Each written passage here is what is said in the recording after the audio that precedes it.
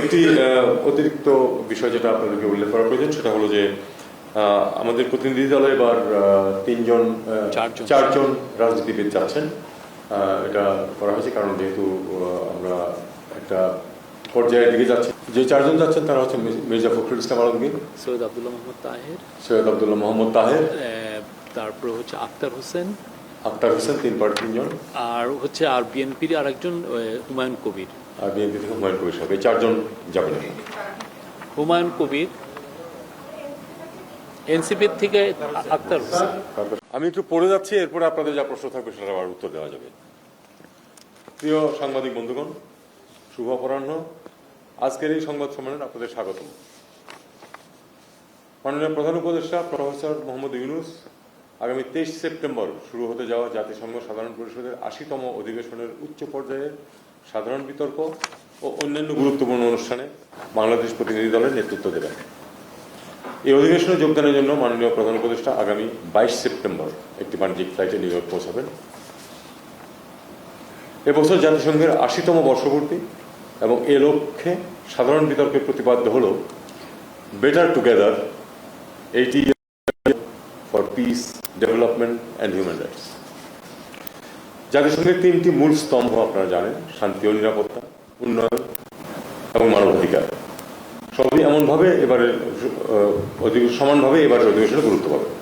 বিশ্বব্যাপী আস্থার সংকট, সংরক্ষণবাদের উত্থান, বহুপাক্ষিক কূটনীতি এবং আলোচনা উপেক্ষা করার ফলে সৃষ্ট যে তীব্র সংকট থেকে সংঘাতের সৃষ্টি হয়েছে, মানবাধিকার লঙ্ঘন ঘটছে, বিজ্ঞান ও তথ্য প্রযুক্তির অভাবনীয় উন্নতির পাশাপাশি উদ্ভূত নানা রকম বৈশ্বিক মোকাবেলা এবং টেকসই উন্নয়ন বাস্তবায়নে কার্যকর ও সমন্বিত পদক্ষেপের বিষয়ে সার্বিক আলোচনার ক্ষেত্রে এবারের প্রতিপাদ্যটি অত্যন্ত অর্থবহ।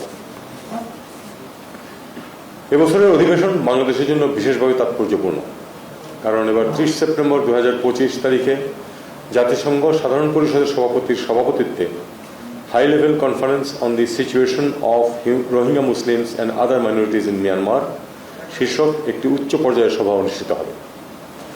রোহিঙ্গা সংকটকে কেন্দ্র করে জাতিসংঘ কর্তৃক সাধারণ পরিষদে এমন একটি উচ্চ পর্যায়ের সভার আয়োজন এবারই প্রথম। উল্লেখ্য, গত বছর জাতিসংঘ সাধারণ পরিষদে মাননীয় প্রধান উপদেষ্টা প্রথমবারের মতো সকল অংশীদারের অংশগ্রহণে জাতিসংঘ কর্তৃক এমন একটি উচ্চ পর্যায়ের সভা আয়োজনের প্রস্তাব করেন। মাননীয় প্রধান উপদেষ্টার এই প্রস্তাব দ্রুত বিশ্বব্যাপী গ্রহণযোগ্যতা লাভ করে, যার পরিপ্রেক্ষিতে জাতিসংঘের সদস্য রাষ্ট্রসমূহ সর্বসম্মতিক্রমে একটি রেজলিউশনের মাধ্যমে জাতিসংঘ সাধারণ পরিষদের সভাপতির নেতৃত্বে উক্ত উচ্চ পর্যায়ের সভাটি আয়োজনের সিদ্ধান্ত গ্রহণ করে। এই উচ্চ পর্যায়ের সভা থেকে যেন রোহিঙ্গা সংকট দ্রুত সমাধানের একটি কার্যকর ও সময়বদ্ধ পরিকল্পনা উঠে আসে, তার জন্য আন্তর্জাতিক অংশীদার ও রোহিঙ্গা জনগোষ্ঠীর প্রতিনিধিদের সমন্বয়ে গত মাসে 24-26 আগস্ট 2025 আমরা কক্সবাজারের প্রথমবারের মতো একটি অংশীদারদের সংলাপের আয়োজন করি। এছাড়াও আপনারা অবগত আছেন যে জাতিসংঘ মহাসচিব আন্তোনিও গুতেরেস গত মার্চ মাসে বাংলাদেশ সফর করে রোহিঙ্গাদের সাথে সংহতি প্রকাশ করে কক্সবাজারে একসাথে করেছিলেন। প্রতিনিয়ত বিশ্বের বিভিন্ন প্রান্তে নতুন নতুন সংকটের উত্থানের পরেও সরকারের কূটনৈতিক তৎপরতার কারণে রোহিঙ্গা সংকটে যে বিশ্বব্যাপী আলোচ্য সূচিতে পিছিয়ে পড়েনি, প্রথমবারের মতো এ বিষয়ে জাতিসংঘের উচ্চ পর্যায়ের সভার আয়োজন এবং স্বয়ং জাতিসংঘ মহাসচিব এর সফর তারই প্রমাণ। আমরা এই উচ্চ পর্যায়ের সভার সফল অনুষ্ঠানের প্রস্তুতি নিচ্ছি। এছাড়া এবছর একই সাথে বিশ্ব যুব কর্মসূচির 30 বছর পূর্তি এবং শান্তি ও নিরাপত্তা বিষয়ক ঐতিহাসিক রেজলিউশনের 25 বছর পূর্তি হচ্ছে। World programme of action for youth এর 30তম বার্ষিকী উপলক্ষে এবারের অধিবেশনে 25 সেপ্টেম্বর 2025 তারিখে high level meeting to commemorate the 30th anniversary of the world programme of action for youth শীর্ষক একটি উচ্চ পর্যায়ের গুরুত্বপূর্ণ সভায় মাননীয় প্রধান উপদেষ্টা অংশগ্রহণ করবেন। 2024 সালে জুলাই আগস্ট মাসে সংগঠিত যে গণ অভ্যুত্থানের কারণে আমরা আজ এক নতুন বাংলাদেশের স্বপ্ন দেখছি, তার অগ্রভাগে ছিল মূলত দেশের তরুণ ও যুব সমাজ। এছাড়া চলমান নানামুখী সংস্কার কার্যক্রমের সাথে সম্পৃক্ত থেকে অন্যতম অনুঘটক হিসাবেও দেশের তরুণ সমাজ ভবিষ্যৎ বাংলাদেশ বিনির্মাণের প্রত্যয় নিয়ে কাজ করে যাচ্ছে। এর প্রেক্ষাপটে বিশ্ব যুব কর্মসূচির 30তম বার্ষিকী উপলক্ষে আয়োজিত উচ্চ পর্যায়ের সভায় অংশগ্রহণ করে আমরা আমাদের তরুণ ও যুব সমাজের আকাঙ্ক্ষা বিশ্ববাসীর কাছে তুলে ধরতে পারব। ভবিষ্যৎ বিশ্বের পরিকল্পনা যেন আমাদের তরুণ সমাজের চাহিদা ও আশা আকাঙ্ক্ষার সাথে সঙ্গতিপূর্ণ হয়, সেজন্য বিশ্বমঞ্চে এই সংক্রান্ত আলোচনায় আমাদের উচ্চ পর্যায়ে সক্রিয় অংশগ্রহণকে গুরুত্বপূর্ণ বলে মনে করি। অন্যদিকে বিশ্বের অন্যতম শীর্ষ শান্তিরক্ষী প্রেরণকারী দেশ হিসাবে নারী, শান্তি ও নিরাপত্তা বিষয়ে গুরুত্বপূর্ণ বৈঠকেও বাংলাদেশ অংশগ্রহণ করবে। 26 সেপ্টেম্বর মাননীয় প্রধান উপদেষ্টা জাতিসংঘ সাধারণ পরিষদের সাধারণ আলোচনা পর্বে বক্তব্য রাখবেন। তিনি তার বক্তব্যে জুলাই গণঅভ্যুত্থানে ছাত্র জনতার আশা আকাঙ্ক্ষার প্রেক্ষিতে বিগত এক বছরে বাংলাদেশে ঘটে যাওয়া সংস্কার ও আগামী দিনের নির্বাচন অনুষ্ঠানের মাধ্যমে একটি সত্যিকারের গণতান্ত্রিক রাষ্ট্র ব্যবস্থা গড়ে তোলার দৃঢ় প্রত্যয় বিশ্ব দরবারে তুলে ধরবেন বলে আশা করা যাচ্ছে। পাশাপাশি আন্তর্জাতিক শান্তি ও নিরাপত্তা নিশ্চিতের ক্ষেত্রে শান্তিরক্ষা কার্যক্রমে বাংলাদেশের বলিষ্ঠ অবস্থান, বিশ্বব্যাপী সংঘাত, রোহিঙ্গা সংকট, জলবায়ু পরিবর্তন ও এর প্রভাব, জলবায়ু ন্যায় বিচার প্রতিষ্ঠা, টেকসই উন্নয়ন লক্ষ্যমাত্রা এসডিজি অর্জনের ক্ষেত্রে উন্নয়নশীল দেশগুলোর প্রতিকূলতা, উন্নয়নশীল দেশসমূহ হতে সম্পদ পাচার প্রতিরোধ, নিরাপদ অভিবাসন, অভিবাসীদের মৌলিক গবেষণা পরিষেবা প্রাপ্তির নিশ্চয়তা, জেনারেটিভ কৃত্রিম বুদ্ধিমত্তার পরিপ্রেক্ষিতে প্রযুক্তির টেকসই হস্তান্তর এবং সর্বোপরি ফিলিস্তিন ও ইসরায়েলের যুদ্ধবিরতি ও স্থায়ী শান্তি প্রতিষ্ঠার প্রয়াস তার বক্তব্যে উঠে আসবে। জাতিসংঘ মহাসচিবের স্বাগত অভ্যর্থনা, যুক্তরাষ্ট্রের রাষ্ট্রপতি জনাব ডোনাল্ড ট্রাম্পের অভ্যর্থনা সহ এ সফরকালে মাননীয় প্রধান উপদেষ্টা বেশ কয়েকটি দ্বিপাক্ষিক বৈঠকে অংশগ্রহণ করবেন বলে আশা করা যাচ্ছে।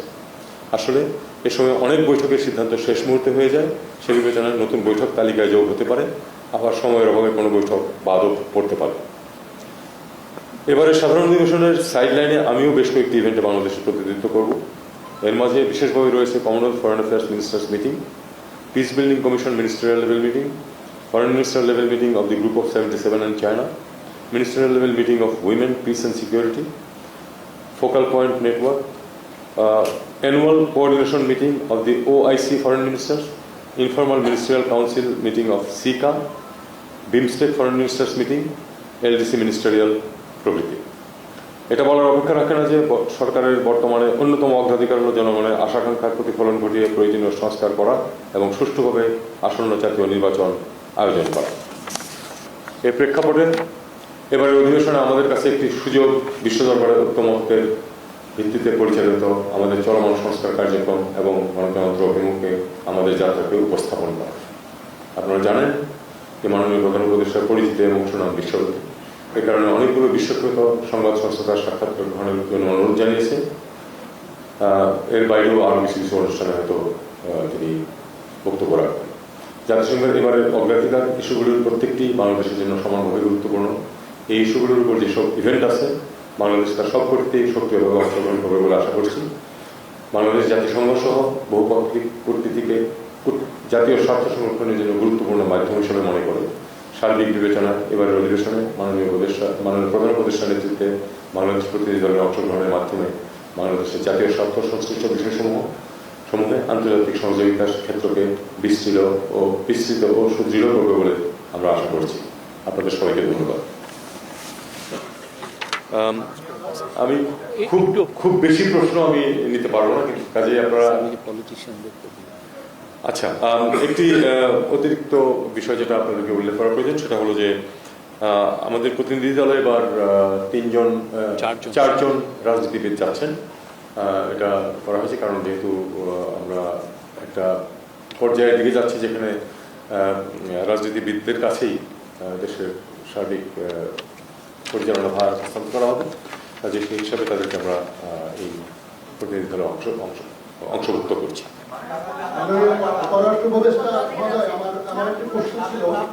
অনেকগুলো প্রশ্ন তো একবারে হয়ে যাচ্ছে। আচ্ছা, একটা কথা হলো যে আপনারা কিন্তু শুধুমাত্র এই অধিবেশন সংক্রান্ত প্রশ্ন করবেন, এর বাইরে কিছু করবেন না দয়া করে।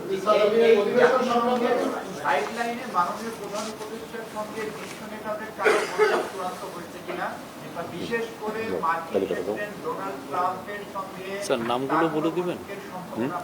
মির্জা ফখরুল ইসলাম আলমগীর, আব্দুল্লাহ মোহাম্মদ তাহির, মির্জা ফখরুল ইসলাম আলমগীর। যে চারজন যাচ্ছেন তারা হচ্ছে মির্জা ফখরুল ইসলাম আলমগীর, সৈয়দ আব্দুল্লাহ মোহাম্মদ তাহের, তারপরে হচ্ছে আক্তার হোসেন, আক্তার হোসেন 3 জন, আর হচ্ছে আর বিএনপির আরেকজন হুমায়ুন কবির। আর বিএনপি থেকে হুমায়ুন কবির সাহেব, এই 4 জন যাবেন। হুমায়ুন কবির, এনসিপির থেকে আক্তার হোসেন। কার সাথে দেখা হচ্ছে?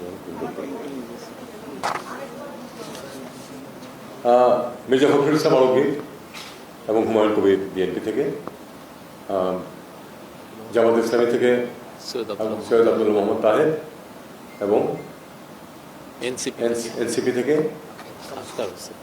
আক্তার হোসেন, এই 4 জন যাবেন।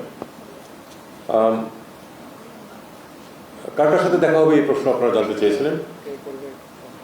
যেটা বলে রাখছি সেটা হলো যে এর সাথে আরও অ্যাড হতে পারে, আবার কোনো কারণে কোনোটা বাদও করে যেতে পারে।